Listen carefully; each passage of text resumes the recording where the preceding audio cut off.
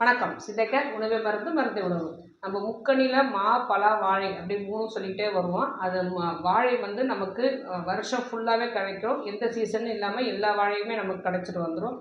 ஆனால் மாவும் சரி, பலாவும் சரி நமக்கு கோடை காலத்தில் தான் கிடைக்கும். ரெண்டுமே சூட்டை தரக்கூடிய பழங்கள். ஆனால் நமக்கு கோடை காலத்தில் கிடைக்கும். இதில் என்ன சூட்சமம் அப்படின்னா, கோடை காலத்தில் நமக்கு உடலில் வந்து ரொம்ப டயர்டாகிடும்.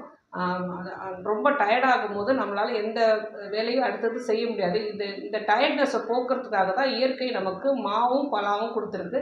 ஏன்னா இந்த ரெண்டுமே உடம்புல உள்ள சத்தை, அதாவது வெயில் காலத்தில் நம்ம உடல் வந்து சத்தை இழக்கக்கூடிய தன்மை வர்றதால இந்த சத்தை மீட்டு கொடுக்கறது வந்து இந்த மாவும் பலாவும்.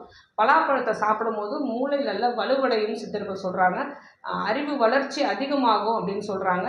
அதுக்கப்புறம் இந்த பசு நெய்யும் தேனும் கலந்து சாப்பிடும் போது இதில் வந்து இருமல் சுத்தமாக இருக்காதுன்னு சொல்கிறாங்க. ஏன்னா பலாப்பழம் வந்து இந்த கோடை காலத்தில் நமக்கு நிறைய கிடைக்கிறதால நிறைய சாப்பிடவும் கூடாது அப்படின்னு சொல்கிறாங்க. நிறைய சாப்பிட வந்து கரப்பான், அதாவது ஸ்கின் டிசீசஸ் வந்து நிறையவே வரும்னு அப்படின்னு சொல்கிறாங்க. பசி வந்து நல்லா அடக்கக்கூடியது அப்படின்னு சித்தர்கள் சொல்கிறாங்க.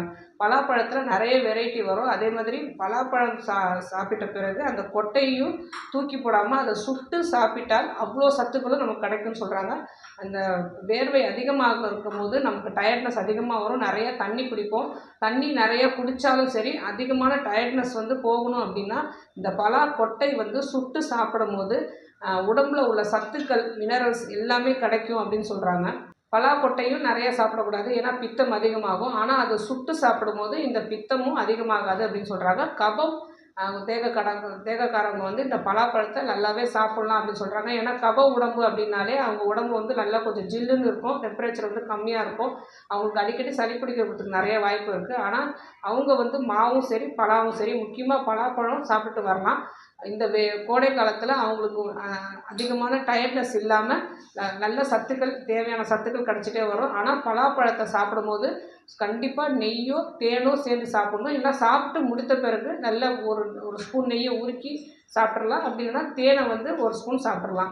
ஏன்னா இது வந்து அளவுக்கு மீறினா அமிர்தமும் நஞ்சுன்னு சொல்கிற மாதிரி பலாப்பழம் நிறைய சத்துக்கள் கொடுக்கும். அப்படி இருந்தாலும் இந்த கோடை காலத்தில் அதுவும் உஷ்ணமான பழம், நம்ம உடலும் நல்லா உஷ்ணமாக இருக்கும்போது ரெண்டுமே சேர்ந்து நிறைய பேதி ஆகிறதுக்கு, வயிற்று பொறுமல், வயிற்று உப்பிசம், அடுத்தது பசி இல்லாதது, இது எல்லாமே நமக்கு உண்டாகிறதுக்கு நிறைய சான்சஸ் இருக்குது.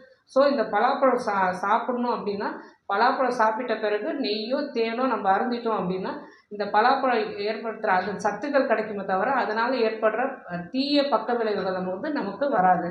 முக்கணியில் இந்த பலாப்பழம் ஒன்று வர்றதால, அதுவும் இந்த கோடை காலத்தில் இயற்கை முறையில் விளைவிக்கும் போது கோடை காலத்தில் மட்டும்தான் இந்த பலாப்பழம் கிடைக்குது. ஆனால் இப்போ சீசன் இல்லாமல் எல்லா நேரத்துலையும் கிடைக்கும் போது அதை சாப்பிட்றத விட இந்த கோடை காலத்தில் இந்த 2-3 மாதத்தில் இந்த பலாப்பழத்தை நம்ம சாப்பிடும் போது இயற்கையாக தந்த அந்த சுழற்சியில், இயற்கையாக விளையிற இந்த பழத்தை இயற்கை சுழற்சியில் எப்போ விளையுதோ அந்த சீசனில் சாப்பிடும்போது தான் அதோட முழு சத்தும் நமக்கு கிடச்சிரும்.